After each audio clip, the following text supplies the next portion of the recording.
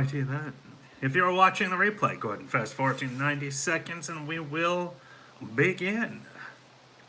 Wow, all of these pop-ups all of a sudden. There we go. What's up, Dub? Jim Mike, Big Z. What's going on, y'all? Alex, what up? Oh, I have Facebook memories. What do you know? What's going on, brother? So the Suns aren't very good, are they? Wow. We got some stuff we've got to fix some stuff. I want Dinwiddie. I do not want Rozier.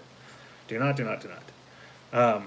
That's me. I personally want Dinwiddie, although I still want Fultz first. I really do. Sorry, I just felt like rolling up my sleeves there.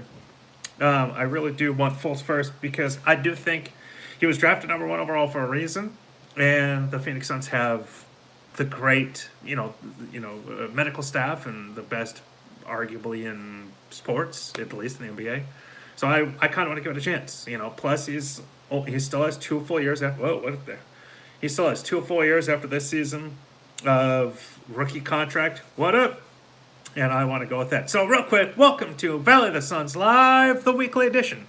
My name is Adam Mains. I am your host. I'm your site editor. I am your friend in the Sun. And right now, the Suns aren't very good. So real quick, we are 15 seconds in. If you wouldn't mind, go ahead and please heart, please like, please retweet. And I actually want to just talk to you very quickly about the tweet that I just sent out about half an hour ago. And that is, the Phoenix Suns are 6.5 games out of the second to last place in the Western Conference. So, of course, there are 15 teams.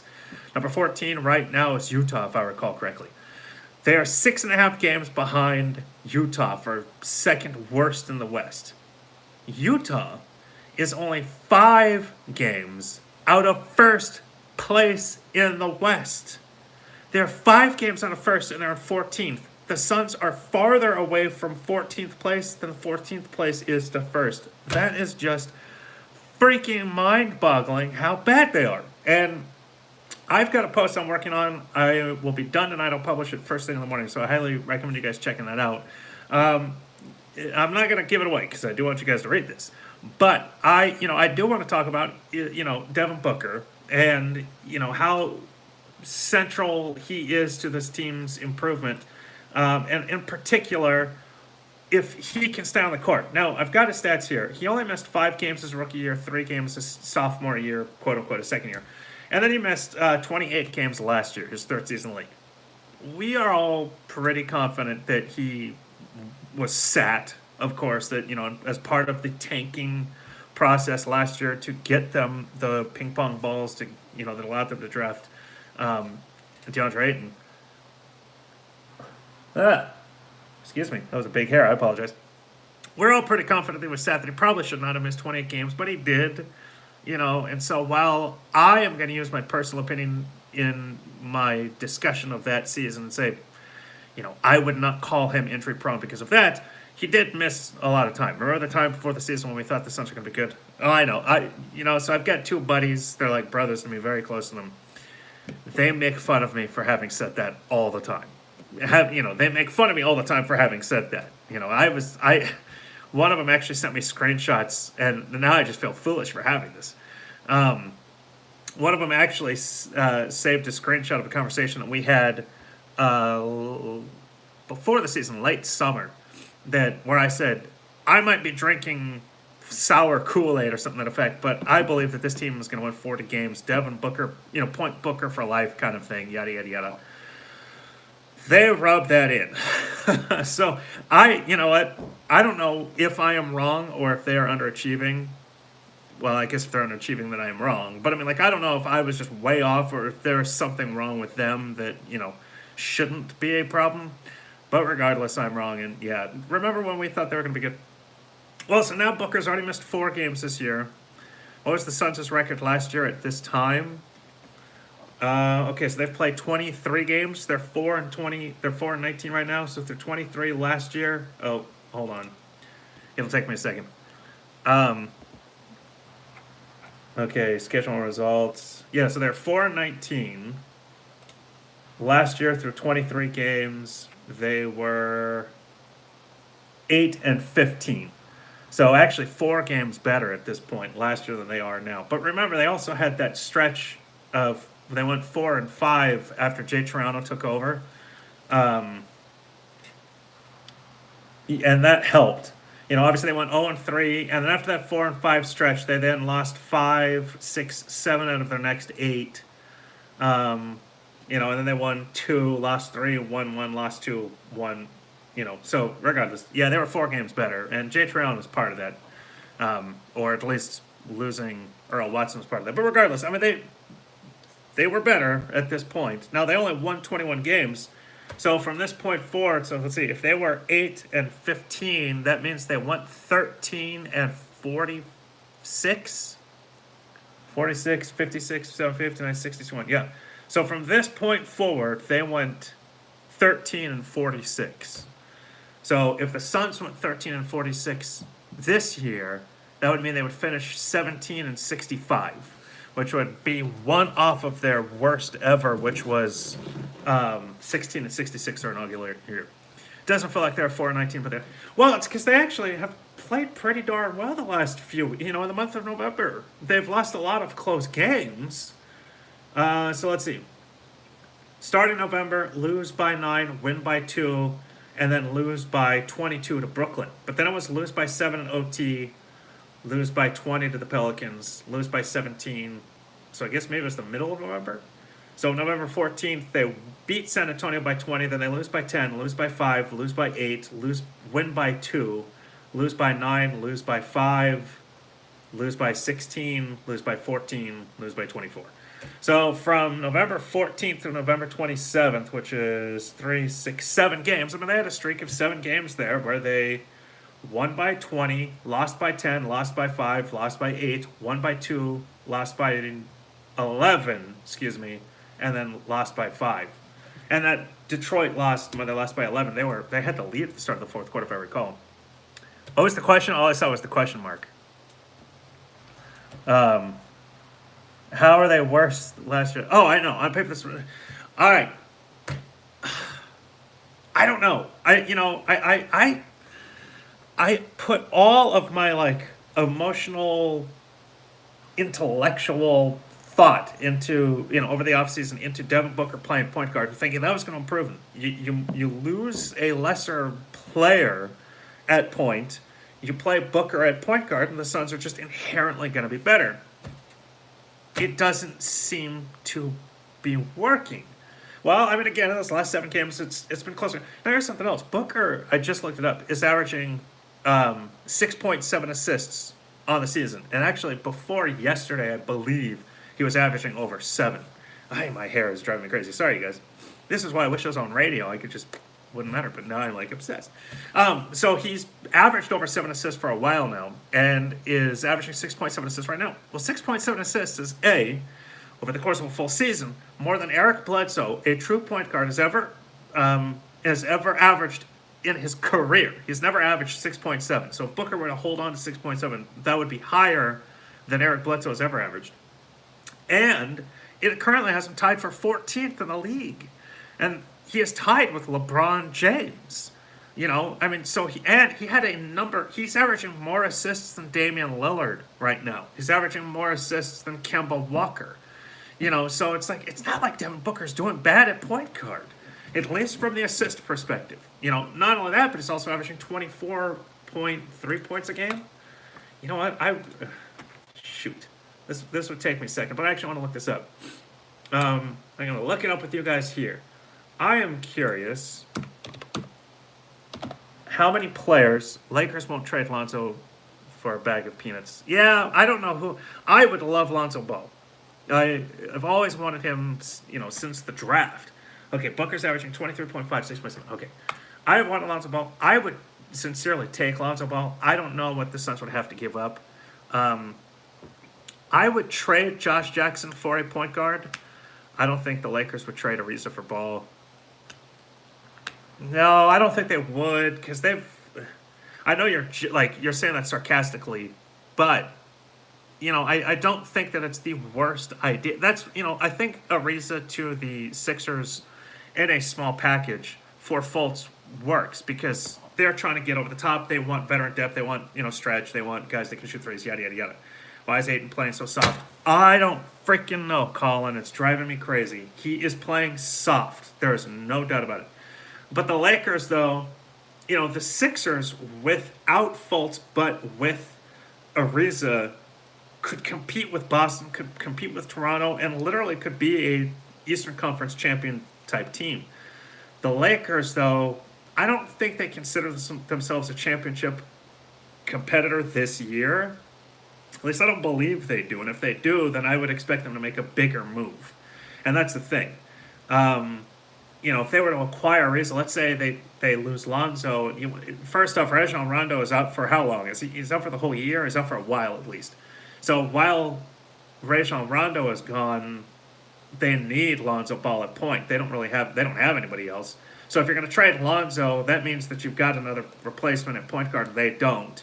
And then if you're going to make a deal for anybody, if you're going to trade any youth, and Lonzo is still youth, if you're going to trade any youth, you're going to want somebody that you think is going to help you compete with Golden State and Houston this year, although maybe just Golden State.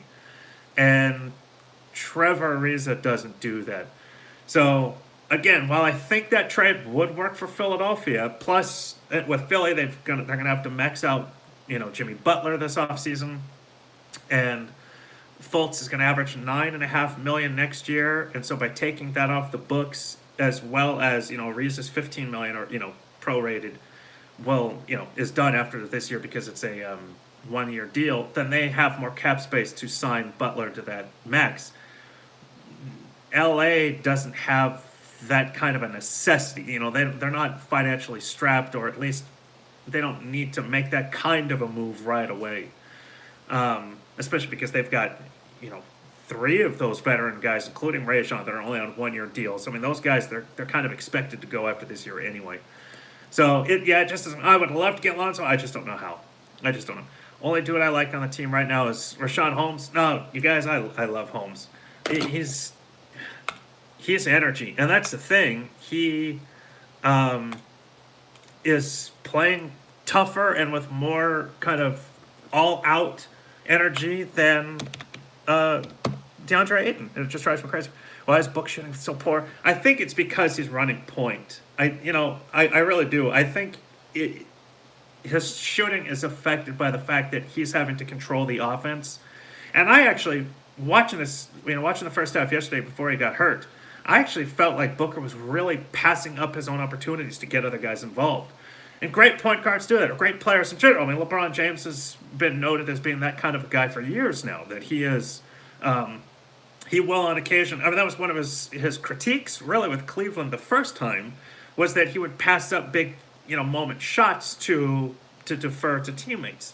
And so I think that Booker is kind of trying to do the same thing because he's, trying to be the facilitator and the true point guard. And, and I do think that because of that, it is hurting his game in general, and it's hurting, his 3-point shooting, right there. So I do think that is the issue. And I just screwed this up. I was on Team, and I added the advanced filter, so I'll just take another second. I will have those stats. I did everything while talking, but I didn't realize I was on. Okay, so he's averaging 23.5 and 6.7. And I am looking to see how many players are averaging at least his numbers, because, again, he's better than Damian Lillard in assists. He's better than Kemba Walker in assists. He's averaging more assists than many of the star guys that we. Okay, there are 3 players in the NBA that are averaging what Devin Booker is averaging right now. Both scoring. What's up, brother? Both scoring and assists. I'll speak on Van Fleet in a second. And Booker probably is not an all-star. However, 3 players in the league right now, they're averaging at least 23.5 points, which Booker is averaging, and 6.7 assists, which Booker is averaging. James Harden and LeBron James. And LeBron James is tied with Booker in assists. Harden is averaging 8.7 assists, so 2 more than Book, whereas LeBron is averaging 6.7. Now, granted, there are other, Booker has the worst field goal percentage between the 3. Harden is just actually only 0.4% better. than Book, but LeBron James is averaging 52.0, which isn't fair because he's a power forward who's going to drive, and he plays a different game than Booker and Harden. But Booker's 3-point shooting percentage, 31.3, is significantly less than both of them. Harden is averaging 36.6%. LeBron is averaging 37.2%. So, I mean, those stats are damning, if you will, in that obviously Harden and James are playing a little bit better. I don't know, quite a little bit, because in terms of rebounds, Booker's also the lowest. Booker's averaging 3.6, Harden 5.7, and LeBron 7.7. But regardless, he's averaging, he is one of 3 players to have those numbers. If Pels had a fallout, would you go after Jrue Holiday? Jrue Holiday I don't think he's a cornerstone point guard. By the way, we are 15 minutes in. Could you please please like, please retweet? I'm taking us up till 7 o'clock, and I usually do my double overtime. Should we be worried about the coach already? That is a fantastic question. And by the way, in terms of Van Fleet, no, I do not want him. He's making way too much money now. I would have taken him with an opportunity, but now you'd have to trade for him and the money. And Van Fleet I wouldn't touch. I still want Dinwiddie. I would take Dinwiddie in a heartbeat. I would take Fultz in a heartbeat. I would take Lonzo Ball in a heartbeat. Still making less than Van Fleet. Still young. In fact, I believe they're all 3 younger than Van Fleet. So those are the 3 that I would focus on if any of them came available, which obviously could be a pipe dream. Not going to lie. Dinwiddie, I would say, yo, bro, Chacho, been a while working in the hospital. It's no joke. Oh, hey, I didn't know you worked in a hospital. Do I see us trading for a point guard? I hope so. December 15th, we're 12 days away from the deadline where Ariza can be traded. So let's see if that Fultz deal is already like in the works. D. Russ would be nice. Draft LaMelo. I didn't know. And then after we get Zion, I don't think LaMelo's not going to the NBA. And if he is, he's not going to be a high draft. I mean, if you want to take him as a flyer with the, if they have Toronto's like 57th over, second round pick again this year. If they do, maybe use that pick because it's going to be low. I got to get a hack to keep a chair from sinking because this chair sinks. Wall is better than nothing. John Wall, the guy that's going to make $50 million next year. I mean, yeah, he's better than nothing, but they would have to give up so much to get John Wall, and then the money would prevent them from being able to get a third player in trade or for agency. He's making $40 million, but he also has a trade kicker. Conley is old. Conley's too old. He's not a centerpiece. He's like 35, 36 now, right? I might be a little off, but I think he's just too old. I way overshot. He's 31. He's 31. But, again, with his age, again, you'd have to trade a ton. And Conley was once the richest man in the world, or not the world, the NBA, but... so next year's $32 million, and then early termination for $34 million. I mean, it's just a lot of money for a guy that's over 30. If we make a trade for a point guard, good players already under contract cost money, but there's plenty of young guys that they've just got to find a way. We can't be cheap anymore because it's clearly not working. Dragic would be a good stopgap. He would be. He'll be making $19 million next year. But so here's the thing. I agree with you guys. Good players, regardless of position, cost money. Good point guards are going to cost money. Dragic is going to cost money. Wall is going to cost money. Conley is going to cost money. Lillard is going to cost money. Yada, yada, yada. However, are the Suns a star point guard away or a stopgap in Dragic's position? Are they a stopgap point guard away from being like a top 5 seed? Do you really want to go spend that money on a guy that's going to get you to the 8th seed? Is that really worth it to get swept by Golden State for the next 3 years? Are any of those guys good enough to get the Suns in the top 5? Top 4 and at least get first round, home court advantage, make a season. Are they all that kind of talent? Because if they're not, then what you're doing is you're spending money on a guy to get you to the 8th seed and then hampering your ability to go then and add more players. Remember, Booker's contract is kicking in this year, this coming season, and he's going to go from $3 million to $23 million, whatever it is. Would you want more between Rozier, Kemba, or make a trade? D'Lo, 100% of those 4, D'Lo. Then you have a bunch of prospects again. Well, so my point though is that you go after guys that have some seasoning. So if you're able to trade for Lonzo Ball, if you're able to trade for Fultz, if you're able to trade for D'Lo, if you're able to trade for Dinwiddie, TJ McConnell or CJ McConnell, those 5 guys, they have seasoning. They're not prospects. They're not rookies. If any of them are prospect, really, it is Fultz, but that's because of the injury. Overall, he's still a really good player. His shot might be shot, but he's still a good player. Campbell going to Lakers, that wouldn't shock me. But my point, though, is that the Suns need more, and it's obvious. The Suns need more than just a point guard. A point guard would help a lot. How much is left? Again, he's old. How much is left on his contract? If the Sun this year, no. Let me see. Because I don't. They're 4-19. Do we really want them to get good enough to be 25, 27, and then have the 6th or 7th pick? I mean, at this point, I hate to say it. When the season started, I said, let's go get 40, 41 wins. Take that next step. Ish Smish. Dude is a great facilitator. Tank for Zion. But, okay, Ish Smith, I don't know. I mean, he would be now he is a stopgap. He is a stopgap. But do you really want to just go get a point guard or a player? See, Al Horford has a player option for $30 million next year. I mean, that's just the thing. You're the man. Thank you for joining in, Radio Tim. Are you Tim Kempton? Wait till next year. This year is done. Well, and that's the problem. When the season started, I was saying let's go all in from the perspective of go get 40 wins.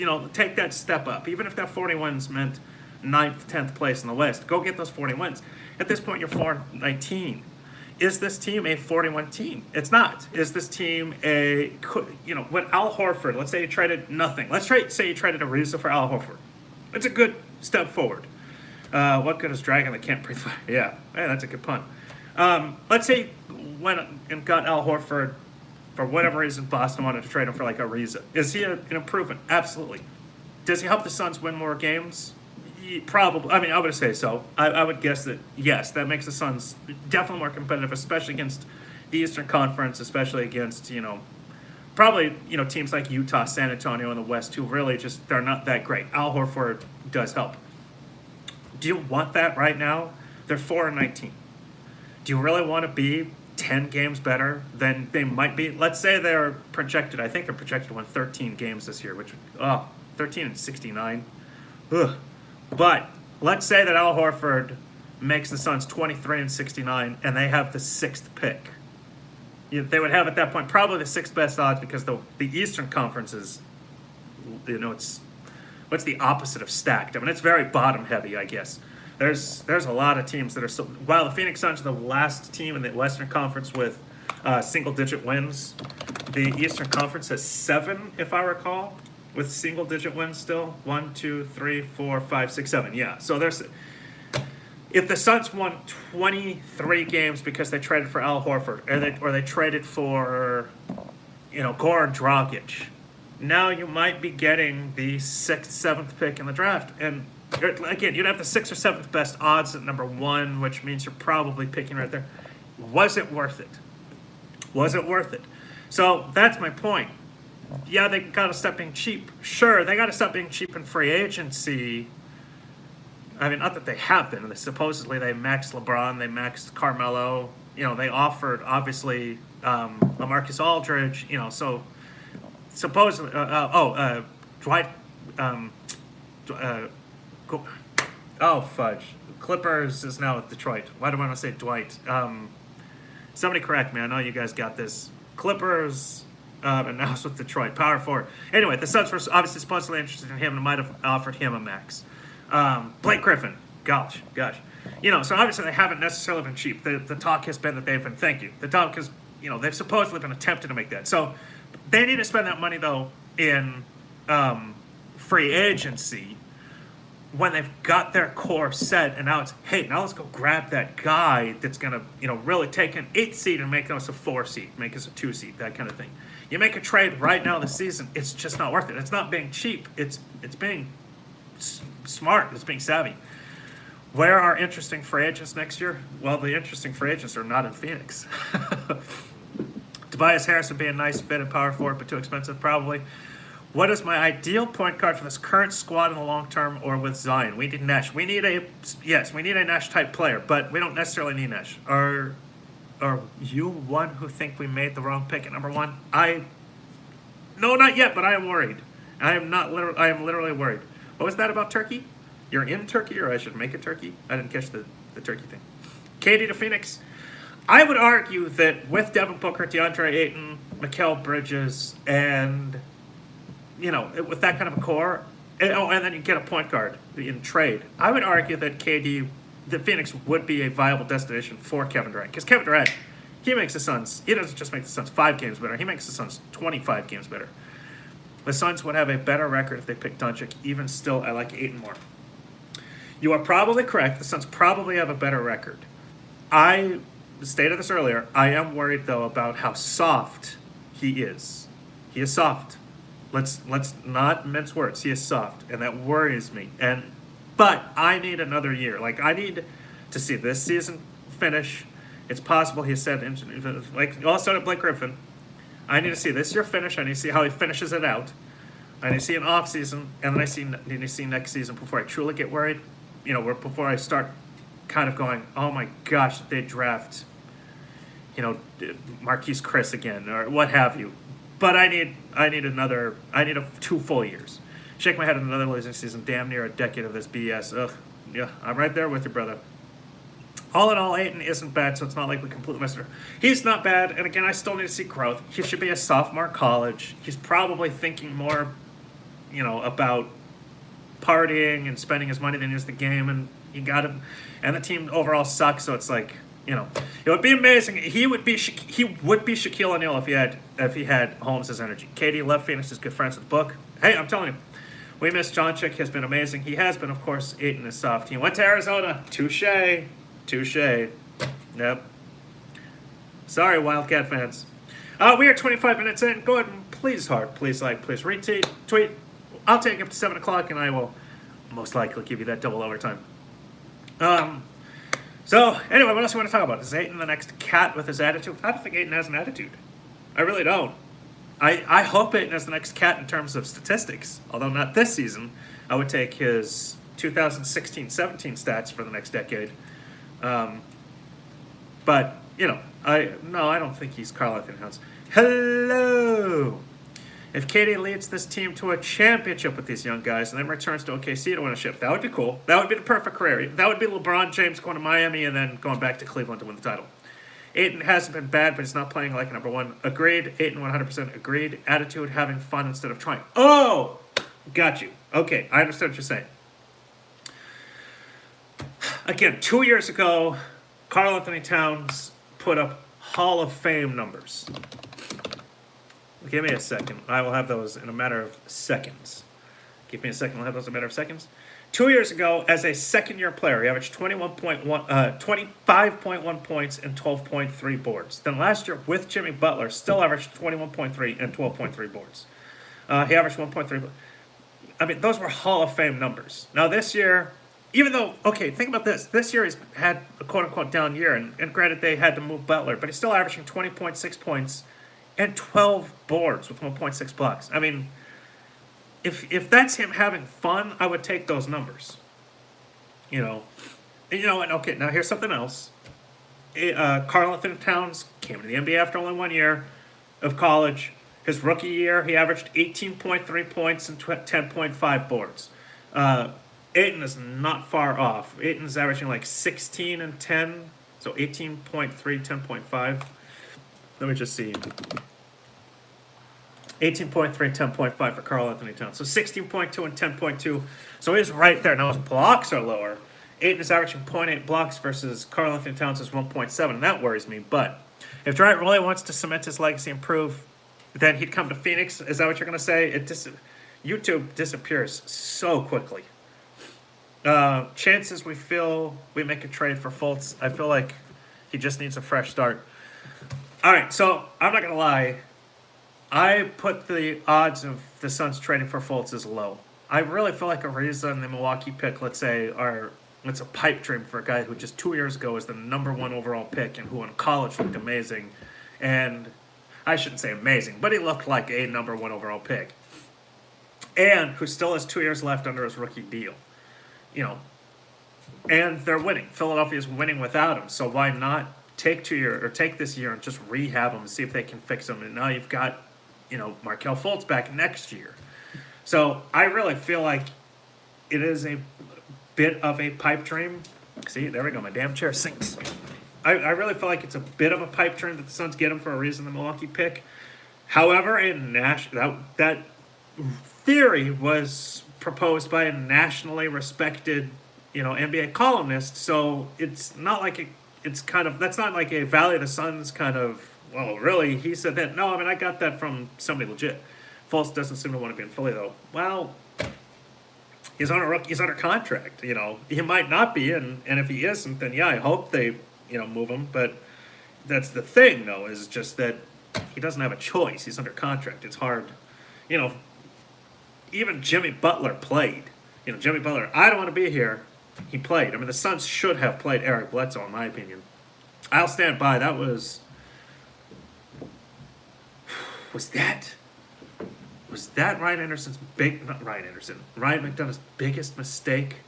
I think the way McDonough blew up that Bledsoe subtweet was a tremendous mistake. That McDonough could have kept that in the house. He could have lied and said, and just been like, Bled, we will trade you. Go play. Just go play. We'll trade you. I swear. I'll call you every day and update you on who's contacting me. Use your agent and go contact people. You make a trade for me. I'll see what I can do. And instead, he blew up. We're talking McDonough blew up. He gave a press conference, or an interview on Burns and Gambo, and said, something the effect of like, he's getting bad advice, and it was this and that. It was all about. It's like, dude, shut up and just tell him, dude, go play. So that was. Why did I bring that up? Somebody made a point, and I just think that was a tremendous mistake. Do I see any trends this year? I actually do. Excuse me. That was in regards to Fultz not wanting to be in Philadelphia. So even Butler came back and played. He didn't want to be there, and he played. It was a pain in Minnesota's butt, but he still played. Fultz is forced to play. Bledsoe should have played. It's not often the guy goes, I don't want to be here, so I'm going to just sit out and get paid while you find a trade deal. That was a huge mistake on McDonough's part and my part. Okay, so Pedro said, if Durant really wants to cement his legacy and prove he is better than LeBron, he should go to Phoenix and help the Suns win their first title in franchise history. Yes, okay. I do think that would help. I think it would be better, truthfully, for his legacy if he went back to OKC and won, but I do think doing that in Phoenix would help, and then going to OKC. Do I think we would have been better if we had... Do I think the Suns would have been better if the Suns had Bled? Yes, they would be. Because they would have a legit point guard. And, Bledsoe played under Earl Watson, and Earl Watson was the biggest idiot in coaching in the league. And so I think if under Coach Koff's system, Bledsoe would be a better, more traditional point guard, which would have helped Book, which would have made the Suns better. Assuming I have the best odds at number one, how would Booker feel? I mean, if the Suns have the best odds at number one, I'm sure Booker's okay with it. I am worried that Booker. Oh yeah, he was. Boy, I had the wrong opinion of McDonough. I really did throughout his tenure. I was wrong. Do you think we land a star player in free agency?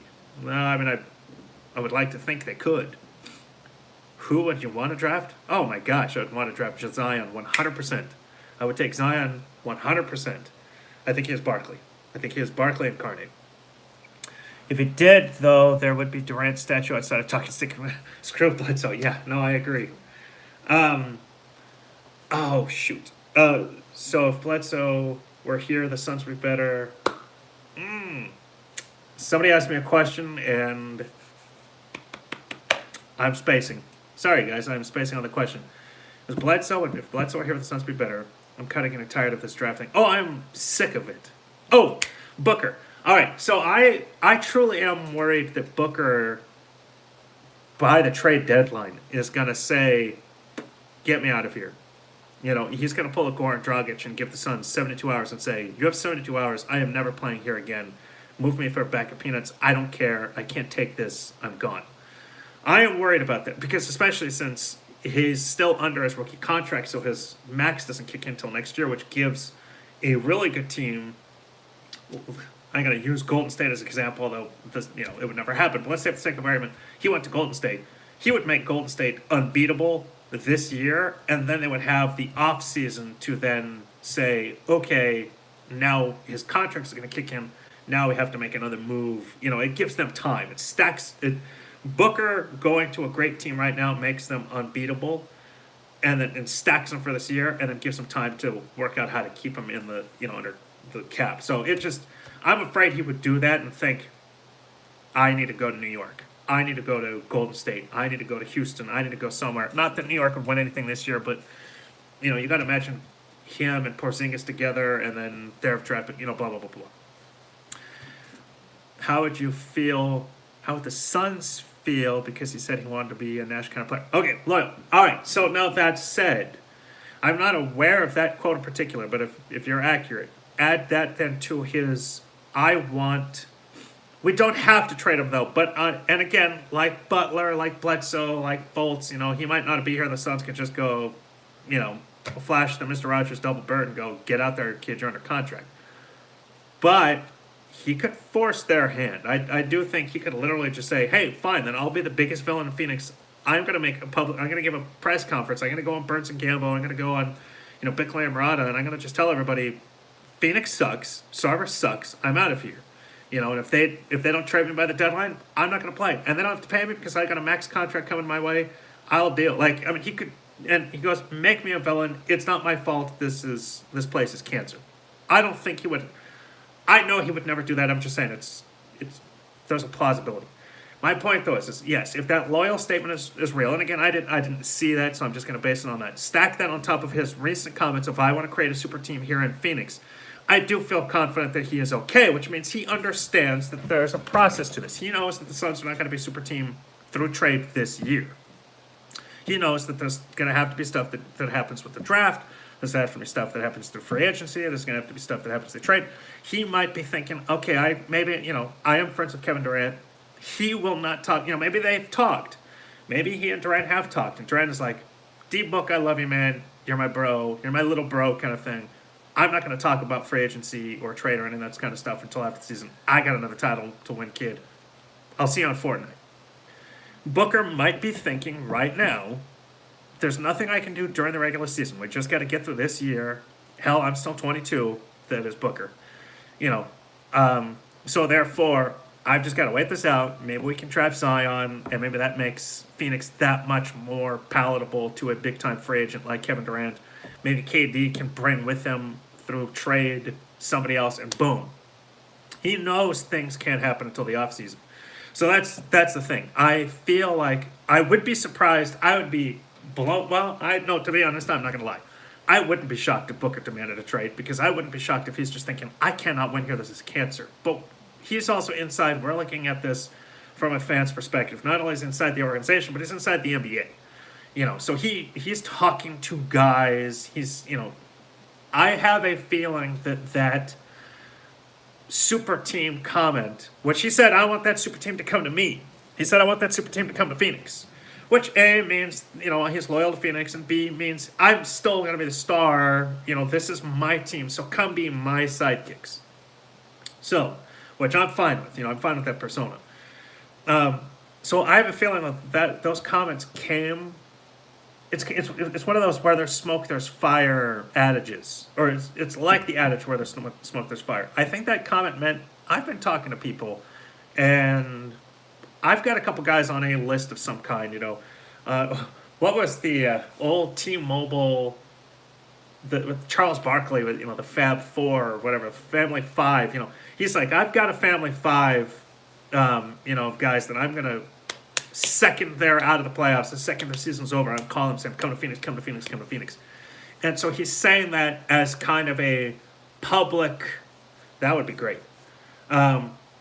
He made that super team comment as kind of I know these guys don't want to talk about it now because they're focused on their seasons, but I want to remind them that I'm going to be calling them when the season is over. I'm going to remind them, because everybody heard it, I'm going to remind them that I'm not leaving Phoenix and I want them to be here. I'm going to remind them that, the second the season is over, we're going to have dinner and going to play, Fortnite. kind of thing. I don't know. I like Fortnite, so I think that's why I'm using that example. But Madden, what have you. Although, you know what? He likes PUBG, so maybe that's his thing. We're going to, play PUBG for 48 hours and then get convinced to compete. So maybe that's what that was. It was kind of a public sub-tweet, so to speak. So from that perspective, while I have this, hey, I'm a Suns fan and the Suns suck and Sarver sucks and this whole thing sucks, burn it to the ground mentality, he's on the inside. I am hopeful that he's more loyal and he's as loyal as we want him to be, as Nash was, as we truly are. As much as I'm like, the Suns freaking suck, Sarver sucks, I'm tired of all the sucking and all the losing, I ain't going anywhere. They've got my... They don't have much of my money because I can't afford tickets to a game, but I watch, they have my ratings on PlayStation View. So, what else you got, you guys? What do we have? What's going on? Go ahead and, we are 40 minutes in, so go ahead and please like, please retweet. I'm going to take us up to 7 o'clock. I'll still get you I'll get you a double OT. I can do that. Is there anything happening? Who else would you want the Suns? Who would you trade for right now? Right now, who would you trade for? How can Booker be our franchise player when he's hurt all the time? All right, good point. And you know what? I'm not going to spoil that. That was YouTube. How can Booker be a franchise player when he's always hurt? I'm not going to spoil this because I am currently, you can't see this, but on the screen that I'm looking at right now, I have that post. Kristaps Porzingis, I would love that. All right, you guys, who would you trade to get them? Like, make an offer they can't refuse. But I have a post right now. I'm looking at the headline. I'm scrolling through it. It's about 950 words at the moment. 936. What about Tobias Harris? I'd be okay with Tobias Harris. What are you going to trade? Plus, we can go after Rozier in free agency. I just don't want Rozier. He's always hurt because we're asking him to do too much. That's true. Lillard, what would you trade for him, though? There's a weird picture, Jose. I can't tell who it is or what it is, but it looks like a combination of something that I don't want to say out loud and Wonder Woman. Kyrie. Really? Kyrie, they're not trading Kyrie. Lillard, I would love. Tobias would be nice. But my point, though, is I have before me a post that shall be published tomorrow morning that is about that exact topic. Frank Titalina. Okay, I would trade the Milwaukee pick. No, I would trade the Toronto second-round pick for Frank the Tank. I don't think he's any good. Dude, as long as a good defender. Yeah, but we need a passer and a scorer. Josh Milwaukee pick, our number one over pick next year. Oh, for who? Josh Milwaukee pick next year's number one pick. Fab Five, D'Lo, Booker, Blake, Icat, and Ayton. That'd be crazy. Kyrie's cold and a proven winner, but they're not going to trade him. They might win a title this year. That team, if healthy, if they can get Gordon Hayward, fired on all cylinders, that team could beat Boston. It could beat Golden State. I wouldn't say that those odds are high. I wouldn't say they're over 50%, but they're deep. They're good on defense. They're tough. I'm okay. Again, I know it's going to get a reaction like that. My point, though, is they could. I'm going to say they will. I'm saying they could. Don't do anything next year's draft is nice, yes. Next year, as in 2019, I would give up Jackson in any trade almost. I would give up on Jackson for a point guard. Yeah, I really would. Mikal Bridges looks like he's going to be better than Josh Jackson. Now, I really hope that Josh Jackson is great, but trade TJ and Josh. But that's the thing. Now, Boston doesn't have a true starting point guard. And again, now you're trading two guys under contract for Kyrie Irving, who is an unrestricted free agent, this offseason. And who said he would re-sign with Boston, didn't he? Didn't he make that statement? I know at first, he said he wasn't going to consider it, but didn't he, amend to that and say, no, I'm planning on re-signing or something? They're not trading Kyrie Irving. Kyrie Irving ain't going anywhere. But, no, seriously, Boston, we should trade with the Nets. Oh, okay, so that's the thing. I would take D'Lo, and I would take Dinwiddie. For sure, I would take either one. And the truth of the matter is, while I actually think I would prefer Dinwiddie as a player, I think I would go after D'Lo from the perspective of it's Boston. It's Boston. I saw Boston. My apologies. It's Devin Booker. He's like Devin Booker's really good friend. And he's good. No, it's not like he's not good. He is good. By acquiring him, you're also showing additional loyalty to Booker. Because remember, they showed loyalty to Booker by drafting Tyler Ulis. Granted, all it took was a second-round pick, but they gave him a 4-year, I want to say it was 4-year guaranteed, even though they waived him. I want to say it was guaranteed. So, they showed him loyalty once. If they traded for D'Lo, they're showing loyalty again, and that's good. Trade Josh for Rubio and trade number 1 next year, plus Milwaukee for TJ and Daniels for KP for Kristaps. Oh, when you say number 1 next year, you're talking about the number 1 overall, not the number 1 overall pick, but the 2019 draft pick? You're talking about this? I wouldn't do that for Kristaps just because he's been injured. Let's trade for D'Angelo Russell. I would. I really, really would. And, the other thing, though, is I would trade for him in the offseason, too. If possible. I mean, again, it's... You guys, I hate to say it, they're 4-19. I'm all for tanking. I just really am. KP's not getting traded. I'm just saying. But if you didn't offer him a trade, they can't refuse. I would love KP. I think Zion will make his playoff team. I think he's Charles Barkley incarnate. I am a teacher by chance. Kurt, me too about what? What'd you say me too about? Anyway, Kristaps Porzingis isn't getting traded. Again, if you offered them a trade they couldn't refuse, it would have to include this year's pick. Oh, okay, yeah. It would have to include this 2019 pick, but I just wouldn't. I mean, he's... Not that he's injury prone, but he's coming off of a blown knee. I say if we don't let it be shown. Lose with effort by single digits. That means get Booker back on the floor. Hey Soto, DM me. DM me on Twitter. DM this on Twitter. And that's a big deal, yeah. They'll trade KP if the injury is that bad.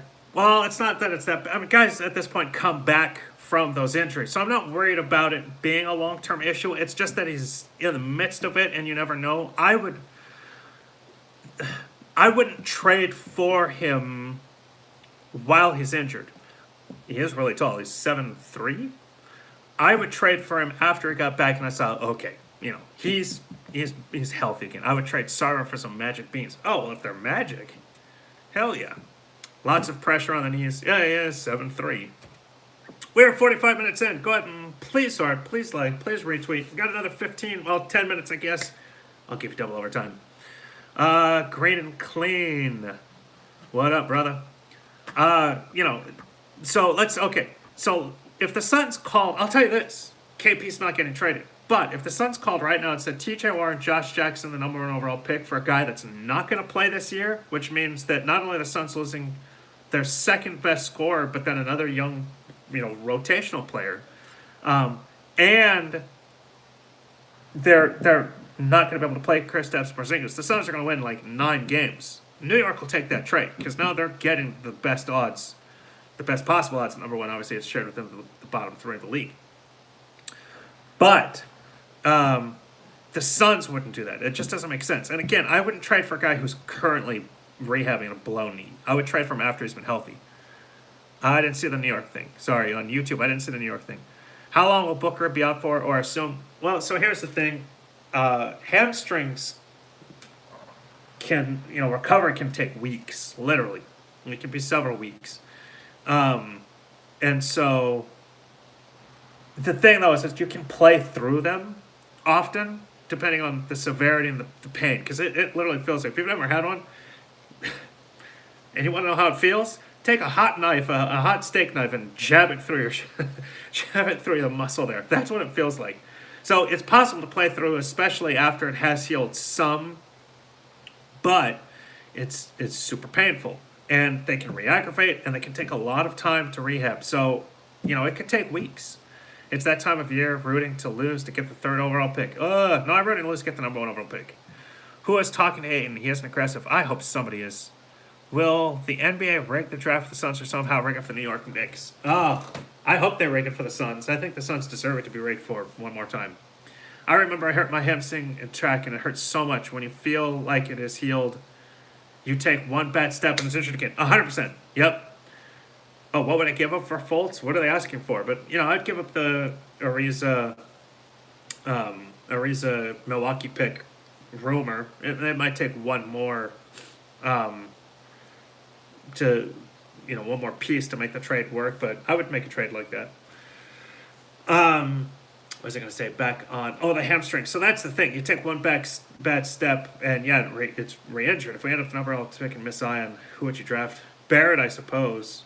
We need a full season to really see. Is it just me, or does Ayton think he's playing harder than he is? I think Ayton thinks he's playing harder than he is.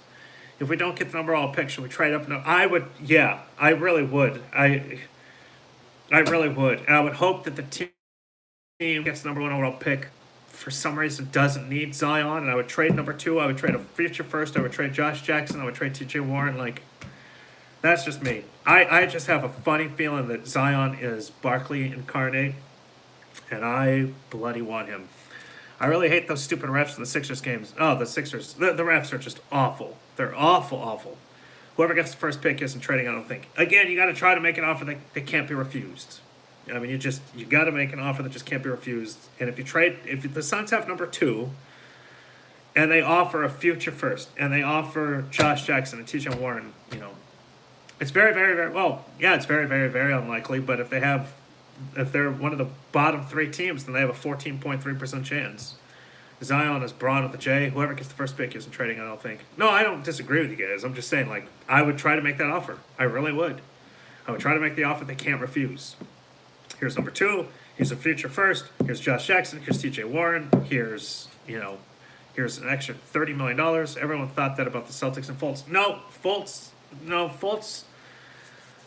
Fultz wasn't like a consensus, like, has to be number one. Remember, some thought that Lonzo Ball could be number one. It wasn't the same. It's different. Yeah, but Fultz is nowhere near the hype. Yeah, and that's the other thing. Fultz is nowhere near Zion's hype.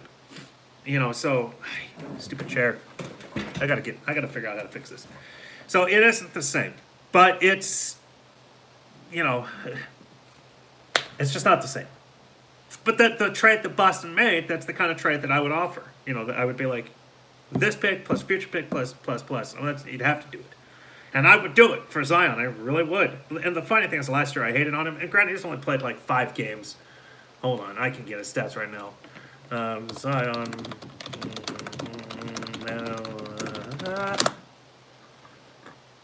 He's played 8 games. He's averaging 20.8 points, 8.8 boards, 2.0 steals, 2.3 blocks, 2.4 assists through 8 games non-conference. So it's like, I got to see more.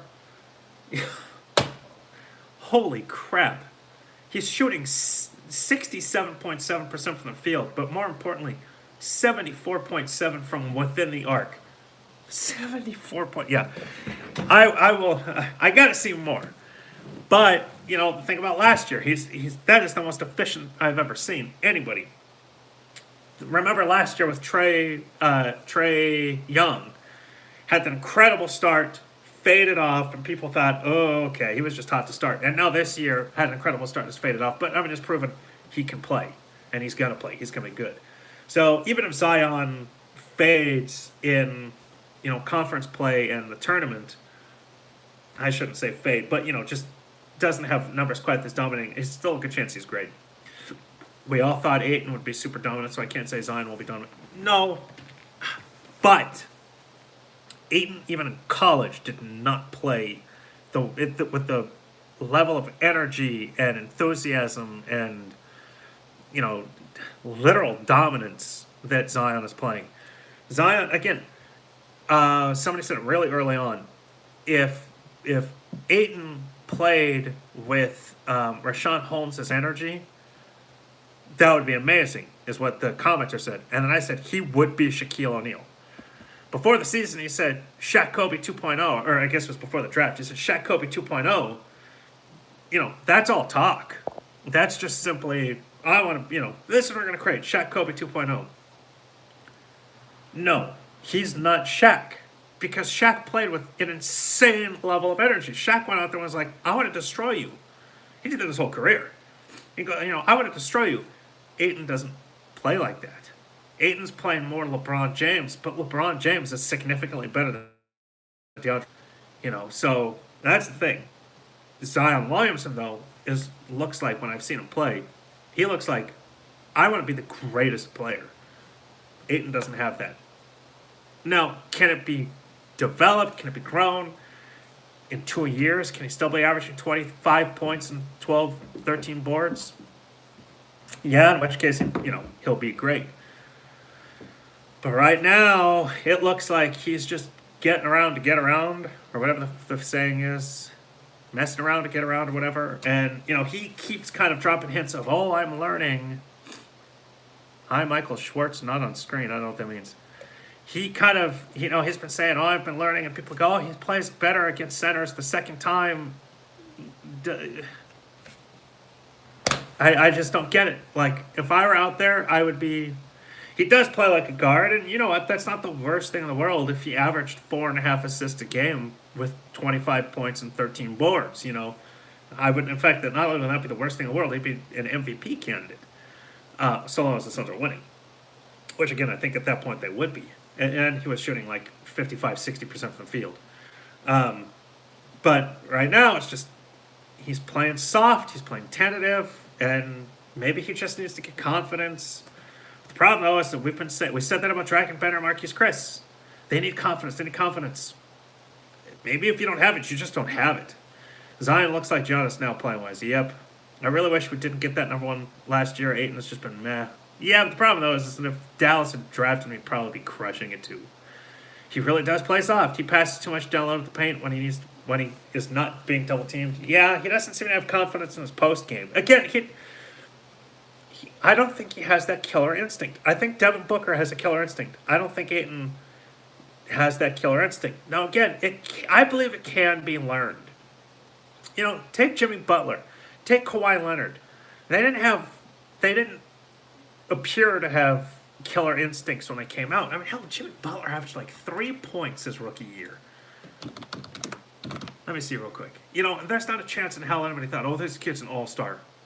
He averaged 2.6 points his rookie year in 42 games. It's not like he never played. He played 42 games and averaged 2.6 points. He then averaged 8.6 the next year and played in all 82 games. Then his third year, 13.1 points. By his sixth season, by year 4, he was an all-star, but by his sixth season, when he was 27, it was like, Jimmy Butler's got a killer instinct. So it can be learned, can be coached, it can be developed. Oh, I think Ayton can get there. I hope it doesn't take him 6 years. I hope it really takes him 2, but he can definitely get there. I just wish that it was there right away. It was there right away for Shaq. It was there right away for Devin Booker. I think Devin can't really feel some kind of way when he's part of a problem.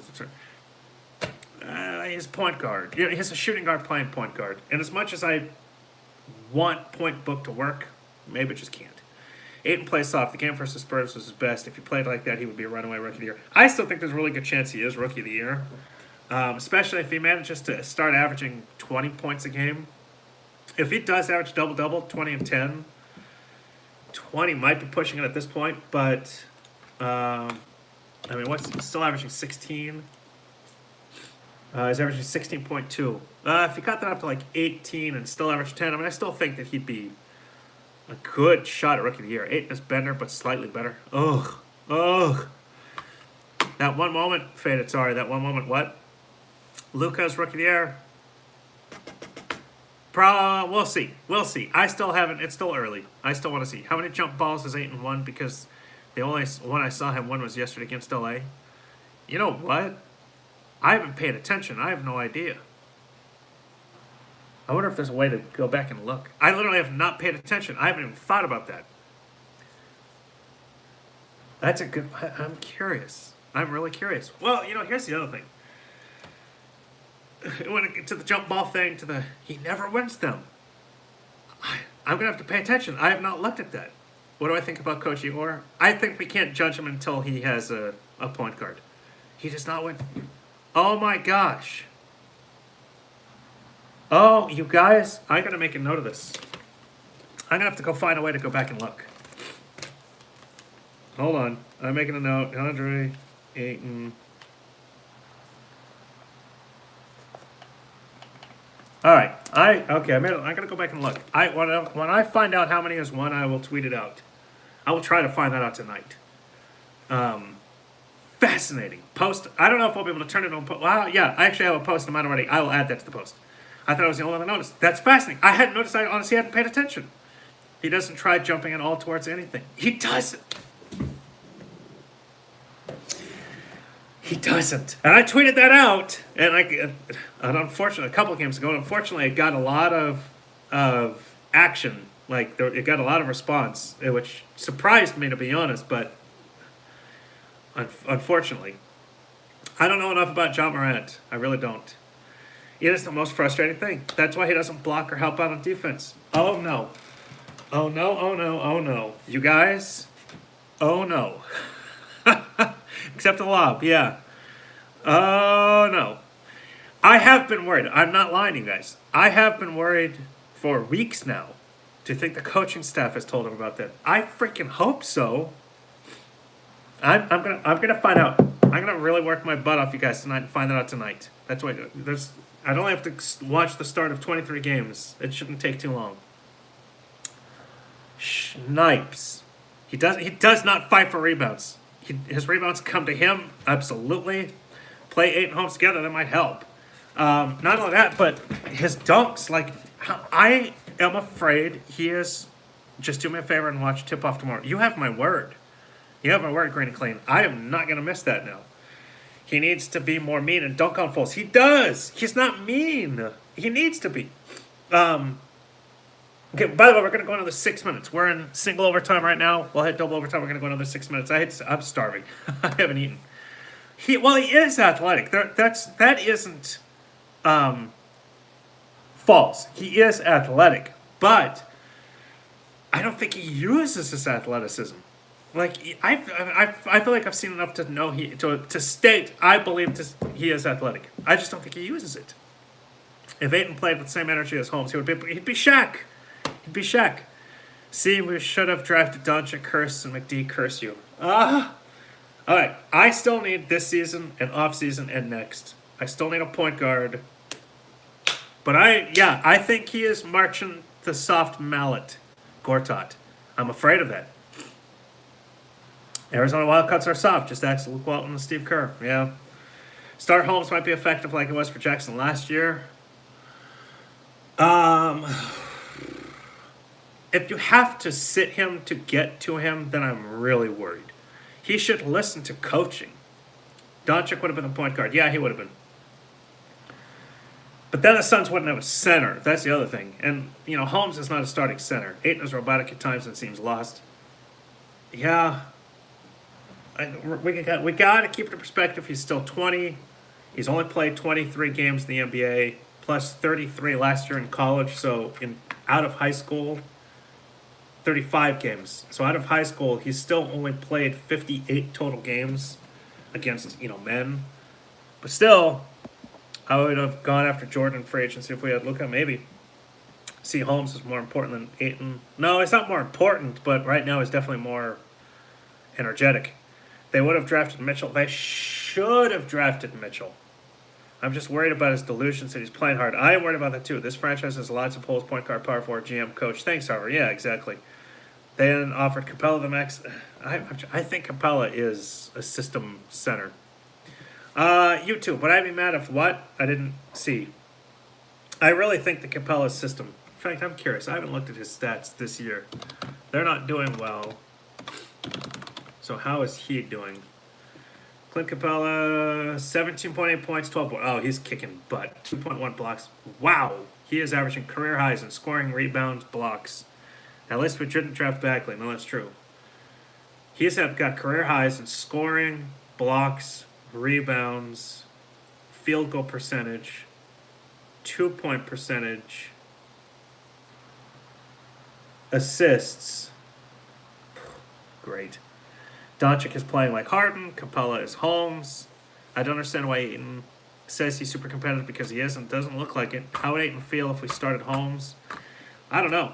Would you be mad if the Suns drafted Barrett instead of Zion? Barrett is Nash's guts and LOL. I would be upset because I think Zion is Barkley. I'm hoping Ayton getting muscle and weight over the summer. That's the thing. Like, I am worried about Ayton's motor.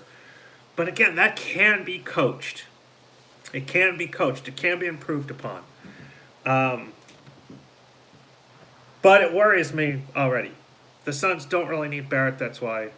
They don't need Barrett because they have Booker. And that's the problem. If you still go get a point guard, now you've got two shooting guards, and then one of them is to play small forward, and you still have T.J. Warren and Josh Jackson and Mikal Bridges. And even if you traded T.J. Warren and Josh Jackson, you still have Mikal Bridges, and he's a starter.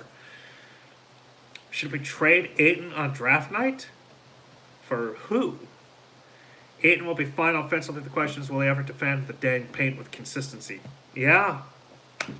Suns, Ayton's only in his second year of getting paid to play. He's going to be okay. Good one. Barrett can play point guard. No, don't trade Ayton. I don't know about coaching. It's all mental. You decide if you want to play defense. That's solid point. Solid point. He will become a beast when he goes to a different team. Great. Thanks. Fatigue makes cowards out of all of us. Whose quote is that? That's a quote. I'm curious. Whose quote is that? You know what, though?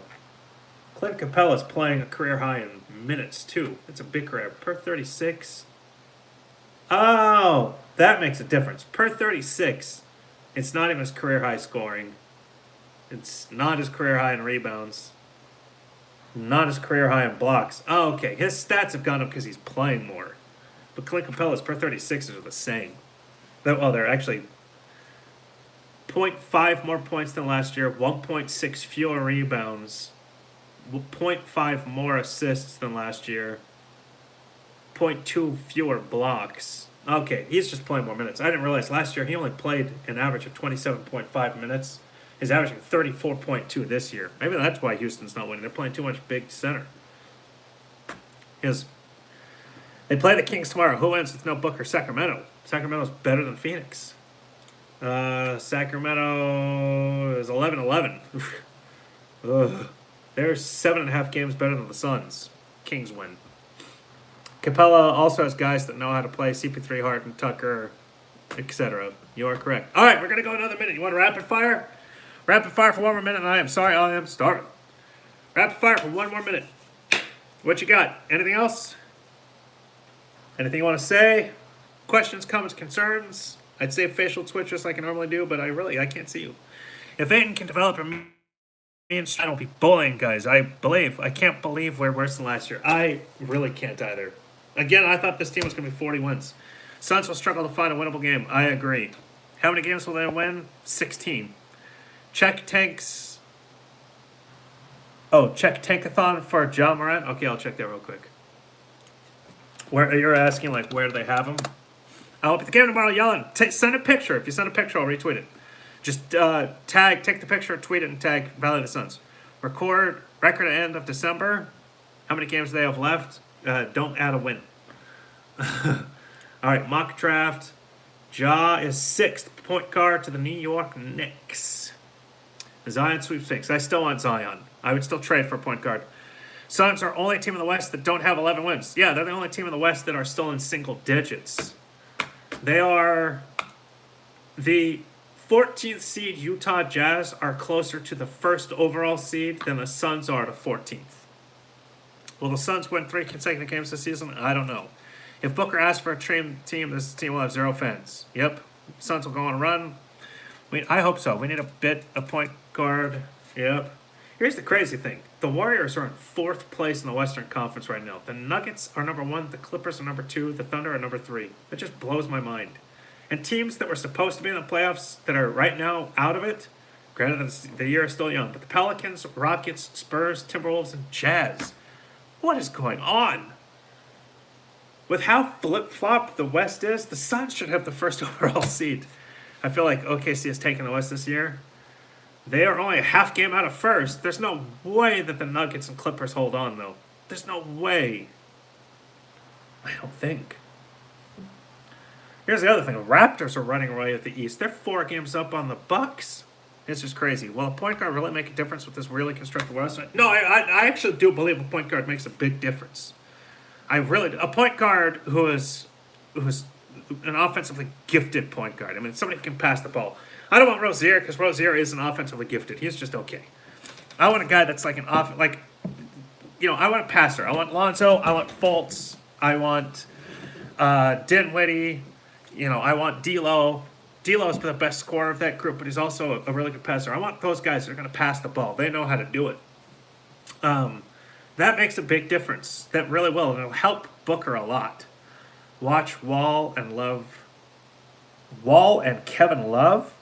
How the hell can you afford them, though? What are you going to trade? With the point guard, the Suns will actually not get tired in the fourth quarter. That's part of it. They'll definitely want more games. If you're able to add a point guard and a power forward without getting rid of Booker, Ayton, Mikal, TJ, and Holmes, this team is good. And they're not great, but they're good. Yo, I'm getting off right now, Mr. Rich. Wall's contract is cancer, and so is he. I have heard far too many times. I obviously never made contact with him, but I've heard far too many times from NBA guys that he is a locker room cancer. I would love to trade Anderson and Reza for Fultz. We could be like the Magic and have multiple number one picks. I want that. Only reason Ayton started in the right position last night. Yep, go after Lonzo on December 15th. Go after Fultz on December 15th, too. Rozier, no. Booker, Josh Jackson, Zion, Ayton, 2019. Yes, I'd be okay with that. I just don't I don't believe Rozier is a point guard. The kind we want. If we draft Zion, he's playing the rim. Oh, I want Zion so bad. He's Charles Barkley. Remember, too, granted they had a much better team, but let me check something real quick, and then I got to go because I am so hungry. All right, so 1984-85, Charles Barkley is drafted. Well, he's drafted by Philadelphia in 1984. Will Booker ask for trade before the season ends? No. They will go get Fultz after December 15th. I freaking hope so. Trade for George Hill? I don't think you'd have to trade too much. Maybe. Fultz is definitely worth a shot. All right, so Philadelphia drafts Charles Barkley in 84. They still have Julius Erving, Maurice Cheeks, Moses Malone. They have Sedell first year. So they've got a good team at that point. Bobby Jones. They go to the Eastern Conference Finals in Barkley's first year. He reminds me of Isaiah Ryder, too, a bigger Ryder. Yeah. Thank you, brother. Thank you. I do this show for you guys. I do. I love you all. You're right, J.R. Ryder. You're right. And Ryder was supposed to be the next... Did they call him the next Jordan? J.R. Ryder was supposed to be great. And Ryder did have a couple of good years early on, but that ended quick. Do I like my fans? I love you guys. I'd do this for you. I would get Fultz because we would still be in the hunt for Zion. 100%. 100%. That's precisely why. Yeah, J.R. Ryder had 5 good years. In terms of scoring, 16.6, 20.4, 19.6, 16.1, 19.7. Actually, 8 years if not bad, because he averaged with Atlanta 19.3, but he had a 13.9 stinker there in his last year in Portland. But you're talking athleticism when you're comparing Zion Williamson to Ryder, because Zion is a much better rebounder. Ryder never even averaged 5 a game. He's a better blocker. Ryder never averaged more than 0.4 a game. Athleticism, yeah, the dunk. His new name is Dion Waiters. Oh, nice. But Zion is better than J.R. Ryder. What are J.R.'s college stats? Real quick, I have him here. I think. Oh, here we go. 20.7 points, 5.2 rebounds as a rookie at UNLV, and then 29.1 points, 8.9 rebounds in his second season at UNLV. Jumps to the pros. But that's the thing. 8.7 rebounds in his second year in college, but in the pros, he never averaged more than 4.7. Yeah, something was up. Where was he drafted? He was drafted 5th overall in 93. Who was drafted ahead of him? Zion went wrong, but not as good a passer. Gosh. If that is true, and the Suns got him, that's why they have to do everything to get Zion. They do. If that is true. Okay, so that draft was Chris Webber, Sean Bradley, Penny. That's right. 93, I knew that. Chris Webber, Sean Bradley, Penny, Jamal Mashburn, Isaiah Ryder. Then Calbert Chaney, Bobby Hurley, Vin Baker, Rodney Rogers, Lindsey Hunter, Allen Houston. Man, I loved Allen Houston. George Lynch, Terry Dehere. Anybody else that was good? Chris Mills was okay. Irvin Johnson was okay. Sam Cassell, Corey Blount, Malcolm Mackey. That was the Suns' pick. Malcolm Mackey. Lucius Harris was okay. Nick Van Exel, 13. Byron Russell, Chris Whitney. There's some decent guys there. Suns got Mark Buford, Byron Wilson, Malcolm Mackey. The 93 draft was horrible for the Suns. Malcolm Mackey, Mark Buford, Byron Wilson. Suns blew drafting. Suns got Malcolm Mackey to the Georgia Institute of Technology. The next pick, Lucius Harris, played 11 years. Then Nick Van Exel, 13. Then Byron Russell, 13. Boy, Colangelo blew the 93 draft. All right, you guys, I am starting. I remember him too. Number 27. I got to double check. You wear number 27? It's the weirdest number. Who the hell wears number 27?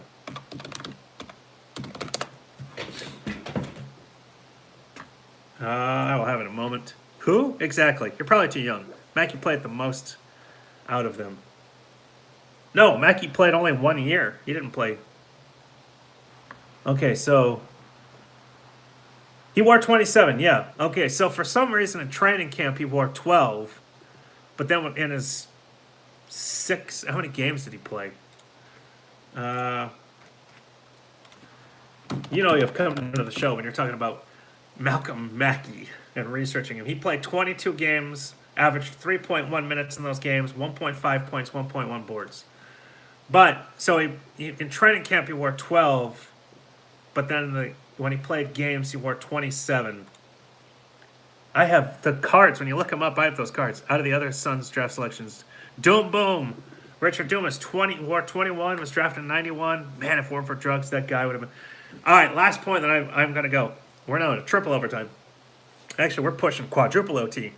I will never forget. I should go back and see if I can find it. There was a USA Today sports section back in 93, 94. Wesley Person 2 was nice. That said, who will be the star players of the year 2000? And I only remember two of them, Shaquille O'Neal and Richard Dumas. And Richard Dumas was according to the USA, I swear it was USA Today, but Richard Dumas was on that top five. Like, who will be the stars? It was Shaq, and I remember Shaq, and I remember Richard Dumas. I'd love to know what the other three are. One of these days, and that would take some tough research. I don't know how I could look that up, but I would love to. I'd love to find it. All right. I got to go. I am starving. I love you all. I will be back here in 1 week. Before I make that statement, because I need to know this for myself. I need to know if the Suns play on Monday next week. I will know here in a moment. Does anybody know what? I really should just pin a thing right here. Nope, the Suns play at 9. Okay. Well, the Suns play late. Okay, I'll be back next week. I'll be on the show at regular time. I should slap Brian Colangelo. It was actually Jerry that drafted. Oh, dude.